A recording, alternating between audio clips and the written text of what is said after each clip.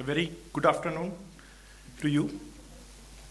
I think a lot has been said, and in a very passionate presentation of Professor Mantha and Professor Ray, I just want to re-emphasize what they have said and what is being done in Germany, what are the lessons we can learn from there, and in that way, how the skills education and training is being imparted in Germany and what we are being doing in India to contribute our little bit of contribution towards this 500 million targets of skilling of India. So just very briefly about this organization I represent, German International Cooperation in English, it is called. It is fully owned by Government of Germany and works for Sustainable Development Cooperation. And it works on behalf of Government of Germany, but also it works on behalf of other national government, international bodies and private sector. We are present in 121 countries with 20,000 experts placed all over, and the total expertise turnover is around euro 200 billion. So coming to skill gaps in India, Professor Ray was mentioning, Professor Mantha was mentioning about this 500 million people to be trained in next 10 years. And just to give you some more data to complement their already given information, that we add around 12.8 million people in the labor force every year. Out of them, 40% are illiterate. Professor Mantha gave us the statistics about those who are passing through 12th standard and 10th standard. But out of this 12.8 million, 40% still are illiterate. 25% are already primary educated, and there is the total capacity of training only 3 million people every year in India. So there is a gap of around 10 million people for training. So what are the initiatives? A very good initiative we have heard today about this National Vocational and Educational Qualification Framework, which is coming up, but also there is National Skills Development Corporation set up for viability gap funding of skills training initiatives. Massive expansion is planned to increase the capacity fourfold by way of setting up new ITIs, new polytechnics, skills development center, vocational schools. Then these ITIs are getting modernized under PPP model. Sector skill councils are getting created for supporting this initiative. But still, what are the challenges? Like Professor Ray was throwing this question, we always talk about the numbers, but what is holding us behind? Why this is having a lot of problem to accept the skills as a profession? So the challenges are still industry is keeping itself behind, not coming forward and taking part in this whole initiative. Then trained and qualified teachers are very much in demand and very much in shortage. Then so far as there is no vertical mobilities for vocationally trained people to go higher for bachelor education or for higher their professional qualification and advance in their career. Now we listen that there is something coming on the horizon which will help them. And still the courses are very traditional, they are not getting updated and not in sync with the industry needs. So there is a gap between demand and supply, and this gap has a mismatch in quantity, in quality and in relevance. So it is a known secret to anyone and everyone. So what is to be learned and what can be done? So there is a challenge at three levels: at the level of individuals, level of enterprise and level of society. So when you look India, as the previous speaker also emphasized, there is a bias towards white-collar job. So we are top-heavy and bottom-weak. We are having very good IITs level education. I am also from an IIT, 2 IITs in fact. But our bottom is really very weak. At the skills level, we are very poor. So we are lacking the capacity to act. So how to nourish the skill to act, create and transform? This is one question we have to ponder over. Then a dilemma that we pursue the short-term objective and lose the long-term focus. So the enterprises, the industries are just waiting in their own shelves, looking for the competent and trained people coming to their premises.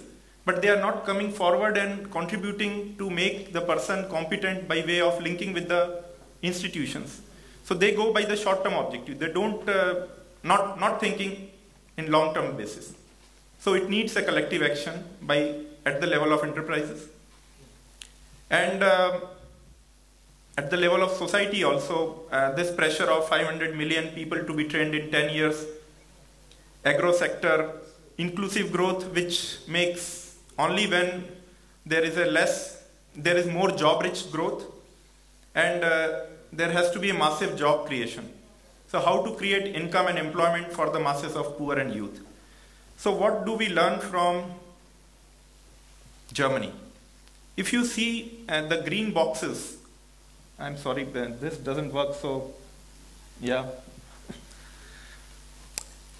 Almost 2/3 of the people in Germany go through the vocational education before or during their upper secondary education. This percentage is very, very low in India. So after their primary education and lower secondary school education, almost 54% people join dual training system, dual education, and 12% go to full-time vocational school for their higher secondary. And only 34% go to the very basic higher secondary level, which is like pure education. So 2/3 go to the vocational education during their formative years. And then there is a possibility to continue the vocational education and training and also go further for bachelor's and master's level of education and training. So that gives a very big strength to the economy of Germany, which really rely on the skills of its people. So what is the dual system? The people first go to the industry. After their lower secondary school education, they are directly hired by the company. So this is a very big difference. They are not going to school, in vocational school like ITI or ITCs. In dual system, they are hired directly by the company as an apprentices. And then they get training for 3 days in a week in industry, and for 2 days it is complemented in the school. So this is an entirely different system. So a student from the day one know that he has a job available in his hand. They are paid by the industry. So industries are contributing in the vocational education and training. They pay a little stipend. They train them in their own industry, on their own system, on their own technology, and the theoretical part is complemented in the schools. And then these industries take the decision of final hiring after their education is completed. The certification is also done by the chambers and industries themselves, which has the full recognition of the government. And this is how, in a harmonious way, the dual system works. And almost 54% of German population goes through this dual system. So that's how they have the very solid foundation. They later on may become engineers and do their PhDs in research area, but they know how to work with hands. So these are the 5 main learnings I thought of summarizing here. One is the very intense dialogue between private enterprises and civil societies in the PPP mode, in the real manner. Almost 60% of the vocational education cost is borne by the industries. Then curriculums, due to this reason, the curriculum is always updated. It is always in line with the industry's technological demand and standing. Then, due to this, again, the social acceptabilities also come. The people do not have the stigma, and they are very much demanded in the society. And testing standards and certification system has a lot of credibility. Then training staff, the trainers, which are the major link between making the system or breaking the system, they are very well trained and updated with the latest, because they also very intensely collaborate with the industries. And also institutionalized research and counseling happens in a very strong manner. We as GTZ, earlier it was called GTZ, now GIZ, has been working in the field of skills development in India for almost like 50 years. And we have set up many finishing schools, like what Professor Ray was mentioning. Those who pass out from diploma or engineering colleges, they still are not useful on day one in the industries or economy. So we give them finishing training for a few weeks to few months, depending on the trades, technologies, requirement, and make them industry ready. So there are several models we have tried out with the intervention and cooperation with the Indian government and with many state governments. Many pilots were done. Initially, when we started in 1958, it was more of a supply driven, because the need and acceptability for skills and competencies and vocational training was not felt in India so much. Now only it is more demand oriented requirements. Now the full focus is on skilling of India. So there have been many pilots, many successful ones, commercially viable ones, projects which can be very easily replicated by private enterprises. So there are many lessons to be learned. But something which I want to highlight what worked. In all our centers, there is an active involvement of industries. Training is oriented and adapted towards demand of labor market, because these are finishing schools, so the syllabus and curriculum can be framed, adapted, transformed, changed at a very rapid pace. It is not bound by the formal education system. Then along with the training services, these centers also offer other business development services like consultancy, job work, testing, calibration, to make them self-sustainable. And it has quite a lot of flexibility due to formal disconnect from the formal education system. Social responsibility, a lot of focus on the underprivileged. Underprivileged groups has been especially given trainings. And combining both training to industries and to disadvantaged group, the focus on sustainability has been kept, and within 2 to 3 years, centers become financially independent. They can at least earn the operating expenditure, but there are some which are even earning their depreciation back and able to invest in the modernization of technology and keeping pace with the rapidly changing industry requirements. Now, at the moment, we are supporting here in Gujarat, very visionary government. We are working with the Tribal Development Department and setting up 5 vocational training centers only for tribals.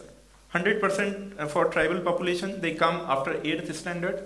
We have various courses for them, 6 months to 1 year courses. We have linked it to modular employable skills for their certification, valid certification. And very happy to tell you 100% employment so far for all our candidates after 6 months of training. And there are even examples where for our welders, a specialized TIG and MIG welder, people got initial salary of 24,000 rupees after 6 months of training. And these are like simple ITI fitter people whom we have transformed. Then we are also setting up 2 advanced training center with Government of Karnataka. They are also started already in Bangalore and Gulbarga. So here we are focusing on really advanced technologies which are not available for training elsewhere, and like electronics manufacturing, like CNC machining. Of course it is at many places, but advanced refrigeration and air conditioning, advanced welding, and in these areas. Then these ITI upgradation, many of you might be aware about this PPP scheme where 1400 odd ITIs are getting upgraded with the industry interventions, and not much of the success so far has happened in last 4 years of project implementation by Government of India. So we are now the partner for Government of Karnataka, and we are supporting 75 ITIs in their modernization and upgradation. And as per the vision of the government of Karnataka, all the trainers of these ITI will be trained in Germany or in other developed countries. So they have to be exposed to the latest and advanced what is there.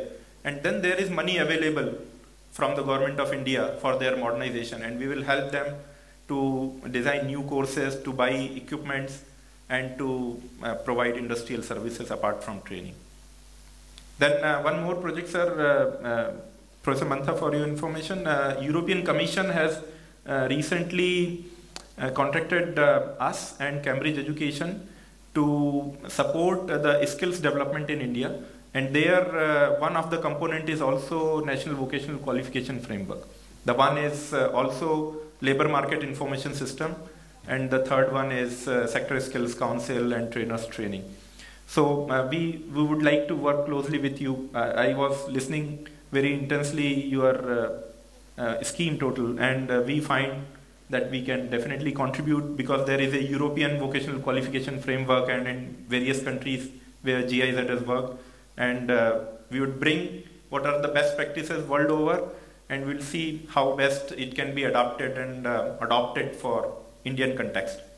Then we are also supporting few more projects like Delhi-Mumbai Industrial Corridor, the 1400 kilometers long corridor passing through 6 states, to set up 50 vocational training centers there.